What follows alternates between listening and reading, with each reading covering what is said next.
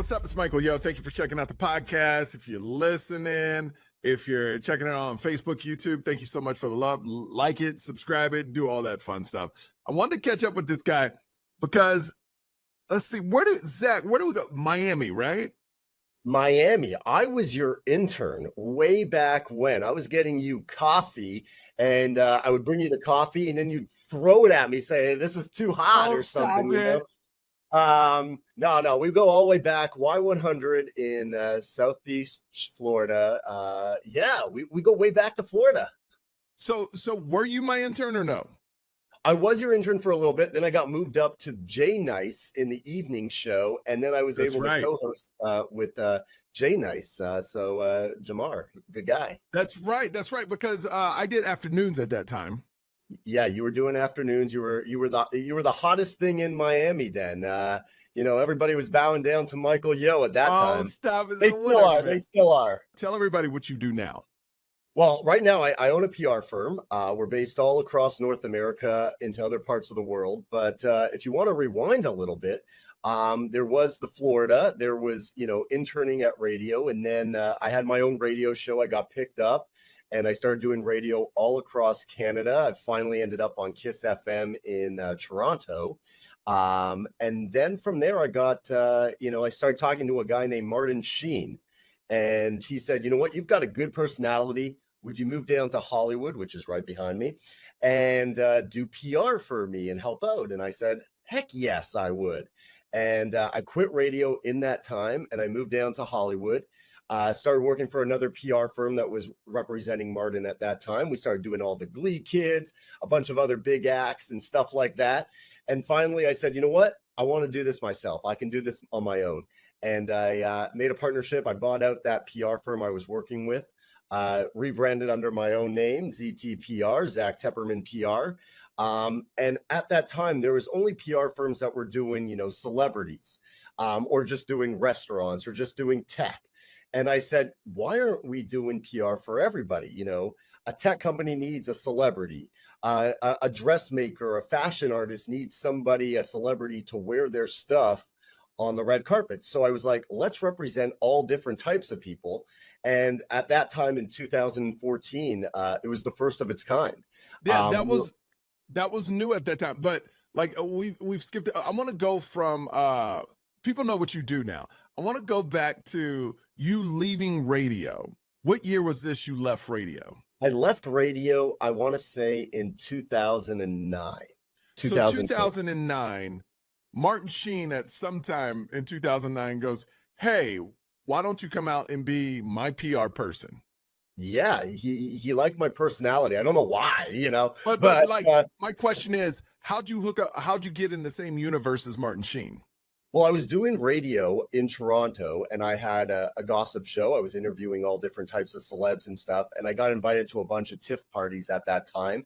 And a couple of the TIFF parties actually came to me and they're like, Zach, you interview all these celebs on your show. Do you know any of them that you could bring out to our events? And I said, yeah, heck yeah, I do. So I invited Martin through his publicist and, a couple other celebrities at that time to this party. I was obviously at the party and we were just networking and talking there. Now, that's the problem I have. Like, you're so good at it, Zach.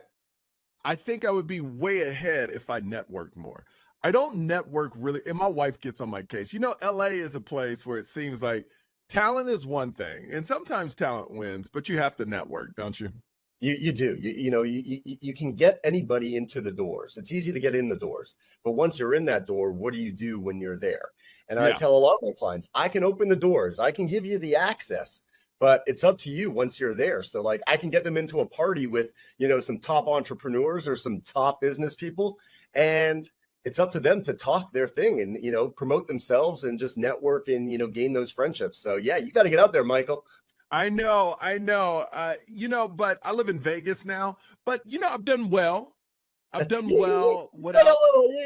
You've done pretty well. You've done pretty well. I've done pretty well for not networking. So now my brain is like, oh, if I throw in the network element now, maybe it can kick up a couple of notches. And that's one of the main reasons, because me and Zach, we keep up with each other on Instagram. But I want to let people know, I actually called you because I'm working on a new special we're going to release next next year. And I was like, oh, just throwing around ideas. You had a bunch of ideas for me. And that was me opening up to, look, I know this guy for years. Let me reach out. This was networking and getting back in touch. And that's what it is. If to me, what I hate is the fake networking where you're just talking to people you don't want to talk to. You know Or what I you mean? walk in a room and you're like, hey, let's do lunch sometime, when you really don't care to do lunch. Never. Sometime, You right? never want to see that person again. But me actually keeping, I was in Miami when you were there. I was like, oh, well, I know you're successful at what you do. So let me reach out and see if you have any ideas. And that's how this whole podcast came about, because I'm so happy for you and proud of you that you go from an intern on radio, meet Martin Sheen. He says, come to LA, work with my PR team. So when he asked you to come to LA to work, did that PR team have a choice of hiring you or no? Or did Well, Martin Sheen hire you? yeah, I mean, the PR team, I got I got along very well with the owner of the PR firm. I met him at the same party, and we worked out a whole thing because, I was Canadian at that time. I needed a visa. I needed to get stuff to be able to get down here. So, yeah, we all got along, and, it was a good 4 or 5 years I was at this PR firm, and I started, as a little junior publicist, not knowing even what the heck PR was, to being able to run the show. And it was a great experience, and I was able to fly after that. But yeah, it was all about networking. It was really just reaching out to contacts and being like, hey, what are you up to? And I still do that today. There's still a lot of editors, a lot of people in radio that were, interns in radio that are now, program directors or, on air at different stations. And I still hit them up because I'm like, hey, I've got a musician I need to put on your show. And now they're in a position of power. So it's always good to keep in touch with people and just, reach out and be like, hey, what's up? What can I do for you too? Right. Because it goes both ways. What I feel like, it must be hard for a publicist. If you have a lot of celebrities, someone's always asking you for stuff, but we forget about the other side. That publicist is judged for what they can get that celebrity as well, right? Yeah. I mean, you're only as good as your network.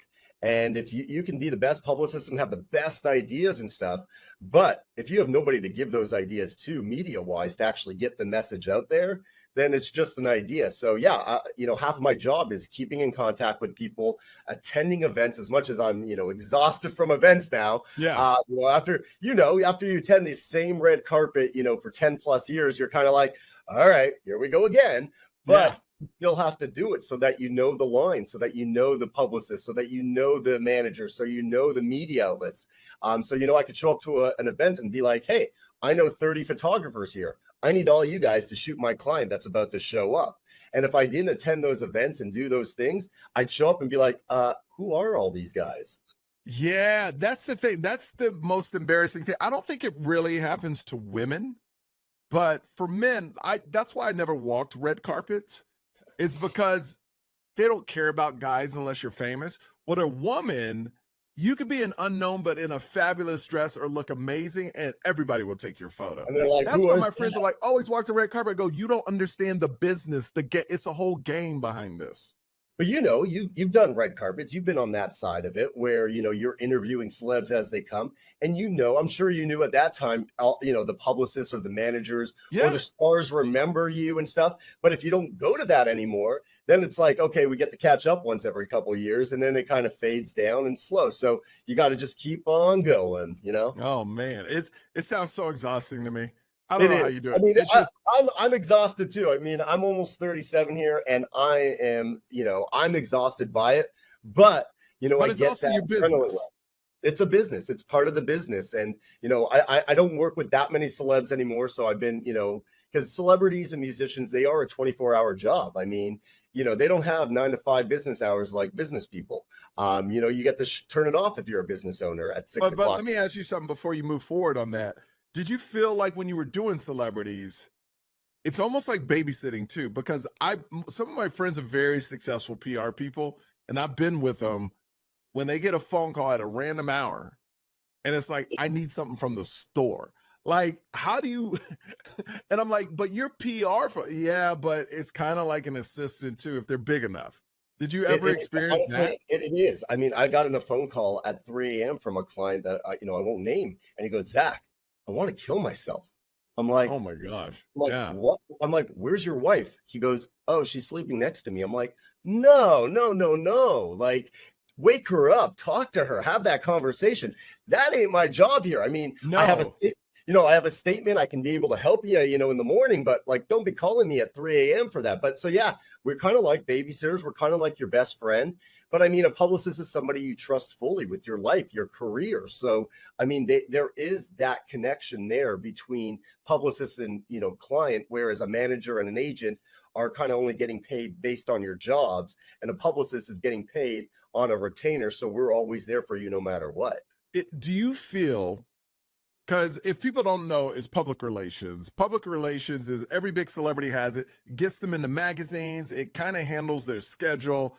It does everything about the celebrity is handled through PR to get access. When Jimmy Kimmel, Fallon want a celebrity, they hit up the publicist. So everything goes through a publicist for all you people that don't know the industry. Now, do you think, and I honestly believe this, do you think you can take a nobody, let's say a beautiful person, boy, a guy or a girl, and make them famous just through PR 100%. with no talent? I've done it a few times. I've even had a girl, I was able to get her a show in Vegas. And she was an unknown girl that literally looked like a streetwalker. No joke, got her a show in Vegas. I've taken myself. I can't even sing. I can't sing I'm tone deaf, Michael, like I am horrible.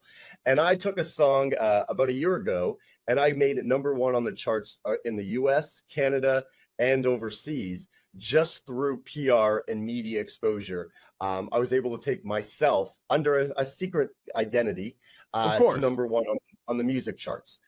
No talent, just based on PR. So I've done that with a girl in Vegas. I've done it here. I've done it multiple times.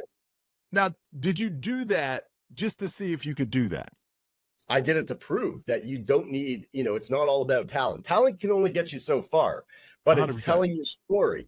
I mean, if I had, Rolling Stone, People Magazine, Fox News, CNN, et cetera, all at the exact same time say that Michael Yo is the sexiest man in the world. All of them ran a story at the exact same time. All of a sudden, you're the sexiest man in the world. Everybody's talking about it.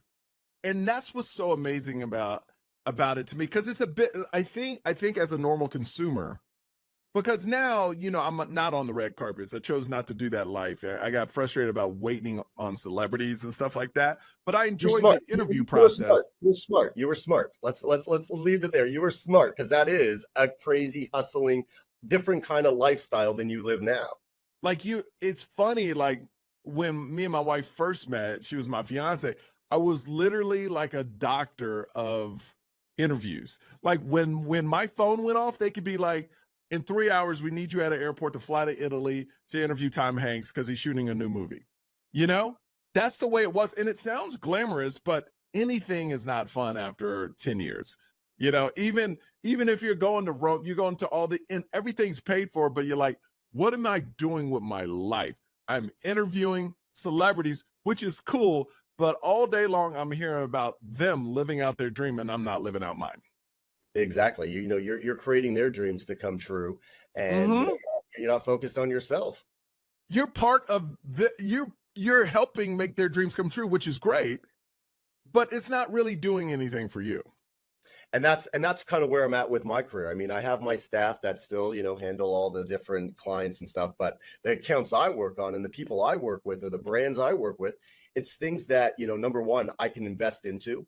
And I actually, have a passion for it. But it's also a lot of my clients, I'm able to, invest in their companies in the future and actually see that, hey, if I'm going to build you into $100 million company, I want some stake in that. I want to be able to build so that I can create a life for myself also.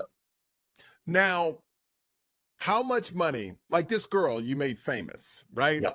Got her a show. How much money did she spend in a year to make that happen? Or did it take a couple of years? It was 1 month. She came into my office. I'm going to do the worst accent, and all your listeners can look this up after. She walked in and she goes, "Hello, Zack.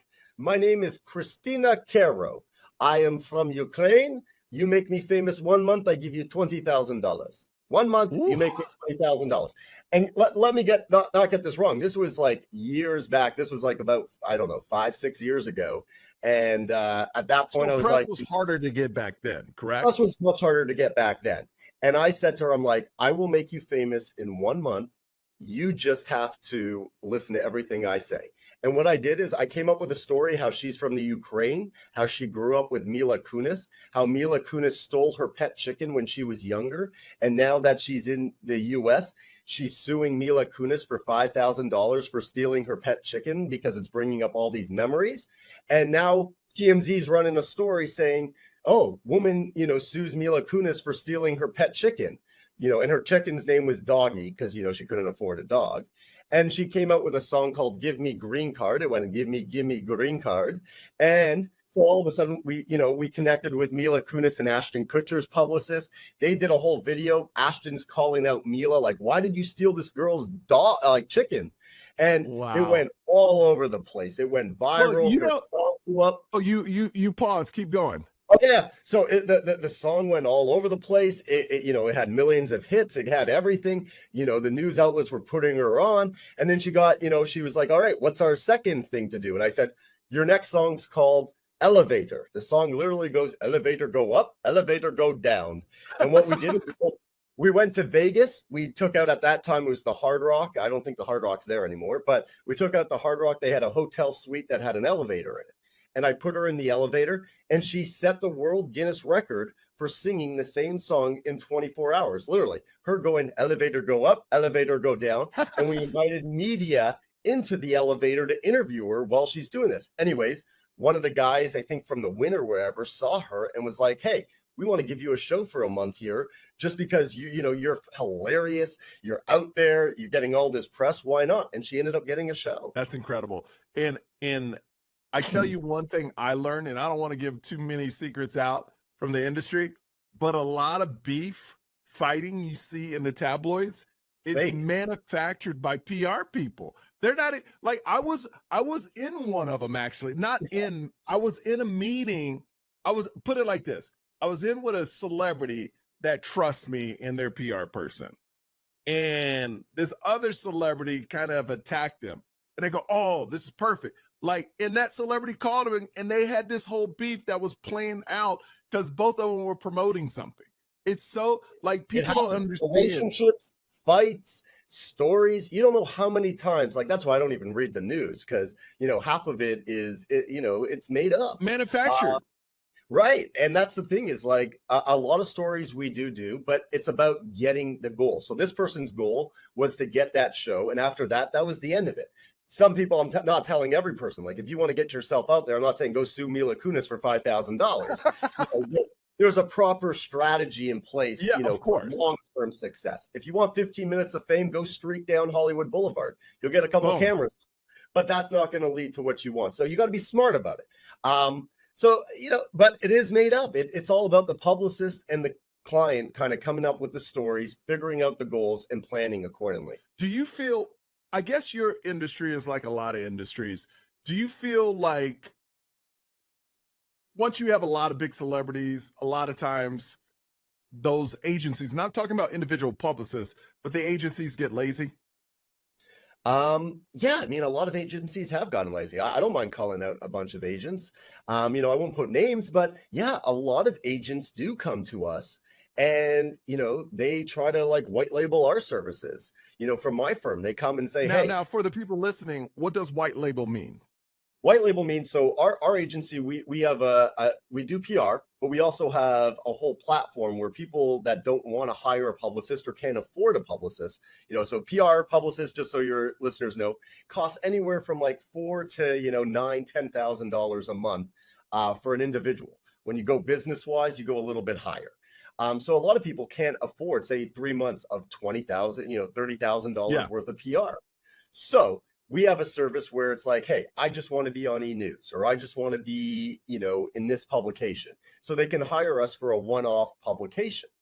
And so we offer that. So a lot of these big agencies that are PR agencies or managers or whatever, instead of hiring a junior publicist for $30,000 or $40,000 salary, they come to me and say, hey, for $5,000, can I get a couple articles done for my client who's paying me $10,000 Yeah. and do it for us? And they're white labeling Now it. I don't want you to undercut yourself. I want people to realize this type of business happens, but the person has to have some talent for these people to write about them too. You know what I mean? I want to say yes and no. I want to disagree with you a little bit, Michael, yo. I was trying to help you out, Zach. I was I trying to know. help you out, but okay. I know. I mean, you do have to, I mean, no matter what you're doing in life, you have to have a passion or a talent for Yeah. it. There's a reason you're doing something. You could be terrible at it. But yeah, a lot of media outlets also these days, you know, if the price is right and, you know, the timing is right, you could get anything written these days about you. You know what's crazy to me? I got to tell you something that I learned only about 2 years ago. You know, when these comedy albums come out on Apple iTunes and they go #1, my friend said from the people that they go, oh, we make albums #1. All you got to do is in an hour buy like 20 copies of a comedy album. That next hour is #1. You screenshot it and then you put, we got the #1. I was like, that's all.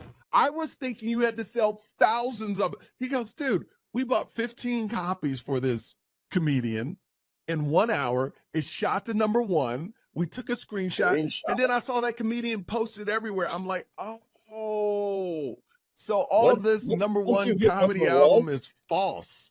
Yeah, once you hit #1, you know, you can screenshot that and play off of it for a good few months, you know, and that's a lot of people. It was so simple. When he broke it down to me, it was so simple. He goes, buy 10 to 15 copies. And he goes, if you buy 40, you're there for sure. You just got to outsell everybody that hour. And for the next like couple hours, you're #1. It's insane. Yeah, you're giving away the secrets here, Michael. Yeah, I am giving away secrets because that really pissed me off because I've been going all these years thinking you had to sell thousands and they were like, dude, just buy 40. 30 it's also copies. what genre. It's also what genre. So if you look at yes. before you launch, you can look, especially with books, authors that self-publish and stuff on Amazon or anywhere. You look at the genre and you see what's selling, you know, a week prior, and then you release it on a certain time that you know nothing else is getting released or something else small, and you can become a #1 best-selling on Amazon. You could become a #1 New York Times bestseller. Wow. So again, it's, you know, there's also a lot of awards out there. You know, there's a lot of parenting awards. There's different awards that different outlets do that you pay the right price and you release at a certain time, or, you know, you don't do enough clicks on their website refreshing. You can get #1 for that hour. Then you just highlight it and send it around. I got to tell you, you're ruining it for me, Zach. Ruining it for a lot of people here, but you're ruining the business, man. The one Not thing ruining the business. You're ruining the what is it? The mystique of Hollywood. And you find out it's money. It's a bunch of BS. It's a bunch of BS. It really is. It's just a bunch of BS. And I'm starting to see a lot of these comedians, they have these big articles, and I'm like, how'd they get in that magazine? And Zach sat me down like a couple days ago. Oh, this is how you do it. I'm like, oh. But it's also like comedy shows and concerts and stuff. So you see all these artists, they sell out venues. Hey, we're sold out. We're sold out.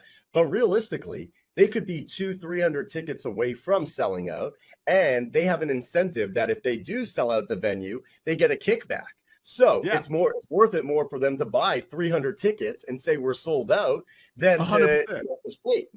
Because the venue doesn't care as long as you sell the tickets. Right. So, it's funny, you know, ever since I got into this, and I didn't know all this. I mean, I was in radio. I just was, you know, turning on the microphone and interviewing them. But it's funny when you bring away, you know, Oz's, you know, wardrobe or whatever it is, like the mystique, it's all there. And you kind of see, all right, it's a bunch of BS of people just promoting BS to each other, reading the BS, believing the BS, and we're all just living in this BS world. So what do we do with that information? And the thing is, live your freaking life. Like what you like, do what you want, and don't worry about what anybody's telling you. Now, let me ask you, before we get out of here, the things you are doing, can other PR companies duplicate what you're doing without using you? No, because it comes down to network. It comes down to access again. You know, there's people, you know, there's people I know, and, you know, some of them might be the same, some of them might be different. It's really your relationships. And that's why you're hiring a publicist is, again, relationships. If that person has no relationships and they're just sitting in their mama's basement doing nothing, then you're really just hiring, some guy, overseas that's really doesn't know anybody. So again, it's all about network and access. And that's why I'm out here in Hollywood right now. I'm getting ready for Oscar week. And I live in that. Oh my God, the Oscars. That's right. See, I'm so far out of it, man. It feels good every time I see someone like on a red carpet, as far as like a reporter.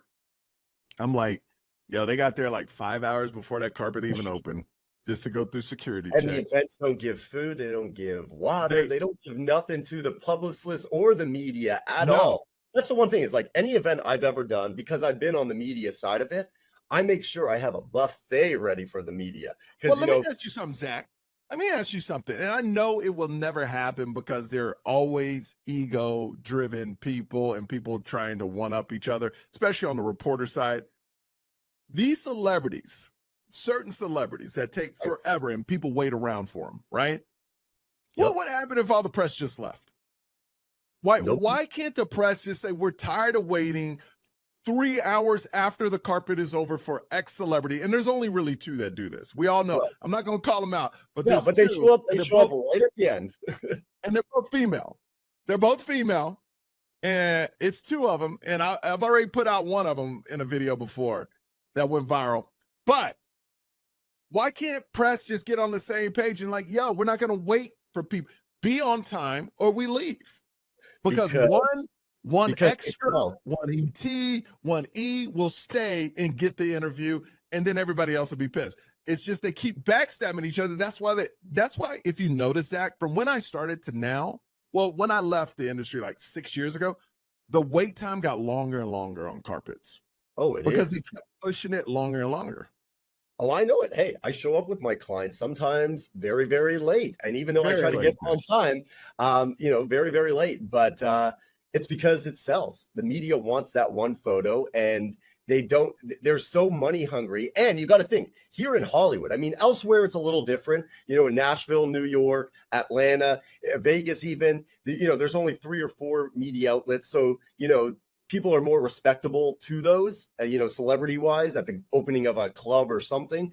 Here in LA, they're getting paid like literally pennies or dollars, like a couple dollars, these photographers, unless they get that shot. If they get that shot, then they can sell it for thousands and thousands. So they'll wait around because it's worth it. There's the autograph counts. There's all that. So yes, if they all disappeared and nobody paid attention to celebrity, then yeah, the celebrity wouldn't be a celebrity anymore, and we'd all, go on. And hey, trust me, I would rather us cover people that are actually making a difference in this world than somebody that is just walking a carpet that films something. I tell you who I do love on a carpet is Tom Cruise, because usually he comes before the other actors. I've done 3 red carpets where he was the first one there, and they had to hold him so a couple of other actors could go, because the fear is he goes first and then all the press leaves. Yeah. Well, hey, I did an event, a couple of years ago, and there's great people out there. There's like Steven Spielberg, for instance. He showed up to our event. He came early. He went up to every single media outlet, shook their hand, spoke in the room, sat in the room. He got presented an award, and he still stuck. A lot of celebrities, after they win their award, they bounce. But he stuck around hours after the event just to talk and make sure every single person that wanted a photo or wanted to shake his hand did that. Same recently, we just did about a week ago with J.J. Abrams. He did the exact same thing. So there are good people out there. It is, though, a couple of these celebs that show up late, and it gets to their head. And, I don't like working with those people. I'll say, go after yourself. I don't want to deal with that. But the media does. Well, I feel it's going to happen whenever I do get my sitcom, because they do these things where reporters come on set. And I've gone to a lot of sets where you got to wait 3-4 hours. I will make sure the time they are assigned, I don't care what's going on, we break in and we're doing those interviews, because that's the one promise I always made to myself. When I do get to that level, and it's going to happen, it is, I will respect the press. And if they say interviews are at 1, we doing them at 1. You know what? It's like a doctor's office. You want to show up and get your appointment when you show up, but you never do. You And never always do. gotta wait. You So, never do. well, I did a shoot one time. I had to wait 3 days for an interview. wait. 3 days. They made me go back 3 days in a row, and her name is Rihanna. Rihanna, you made me wait 3 days for an interview. And the bad part is you kept walking by me on your breaks. And this one only took 5, and you only gave me 5 minutes anyway. It's not you, Rihanna, it's your team. But I only got 5 minutes anyway. But you were the hottest thing at that time. So I had to come back 3 days, had to drive hours to get to this location where you were shooting this video. And the anger is still in me, Rihanna. And you want to hear something even funnier that you say that? This is how the world just works, and it's a full circle moment. And it's a good way to actually, good segue here is one of our first shows we did together. And I have a great memory. That's one thing about Jingle me. I'll Ball. for everything is you were on the radio, you were on Y100 FM, and you said, "Hey, it's Michael Yo here, Y100 FM. Here is Rihanna, Stay Under My Umbrella." And you said it's going to be raining here in South Florida, blah, blah, blah. And you were bringing on Rihanna's Umbrella, that song. And that was the first time I think I was introduced to Michael Yo in South Florida. Look at that. I remember, were you there for our first Jingle Ball or no? Oh, yeah. Jingle Ball. I remember. That was when Chris Brown and Rihanna met, I think, our first Jingle Ball. Yeah, it was. I remember introducing Rihanna to Chris Brown. I remember that. And then I also remember there was one show that, I don't know if it was you, but here's a good PR stunt that you guys did at the station. I don't know if it was you or Jay, but Enrique Iglesias came into studio and he spit out a piece of gum. And we put that on eBay because we were like, put it on eBay. Yep. But it got tons of attention to the station. I mean, back then, there was Perez Hilton and all these other people all doing stuff. But hey, radio stations these days are, as radio, sadly, and I hate to say it, but radio's slowly dying. And I hate to see it. It's a jukebox now. It's a jukebox. They don't want personality on there. Right.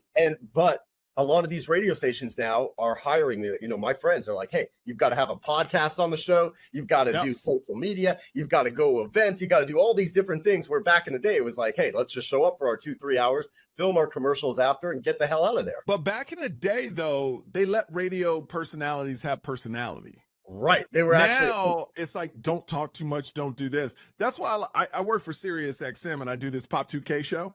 And I love it because they let you do you, yo. Do you? And that's people listen. And that's all that, man. Once you strip because everybody's playing the same music, you gotta to stand out. You gotta have personality. And now with AI is doing radio now. If you don't sound better than an AI generated, if you're just going, that was Taylor Swift, this is Rihanna. I mean, anybody can do that now. It's true. And I mean, hey, the personality. That's why people tune into certain shows and not. But it's easier to syndicate and easier to do these things. I love what you do on Sirius. I know that, but it's sad. I wish they would bring back the MTVs and the Much Musics of the world. And nobody watches that anymore, bro. You know it. No, nobody. The music video is dead too. I mean, you throw it up there, people only can listen to 30, second clips or 1 minute clips these days. So I know if it ain't 30 seconds, people don't. And now if you're listening to this podcast and you've lasted this long, congratulations. Congrats. Thank you. That's why we're going to end it. Hey, man, Zach, where can people follow you if you even want that? Yeah, no, find me on Instagram, slide in my DMs. I always say, if someone takes the time, I've said this since day one, if someone takes the time to send me a message, I'll take the time to respond to them. As crazy as they might be, I'll always respond. All right. Follow me at Michael Yo. I'm on tour Chicago, March 14th through 16th.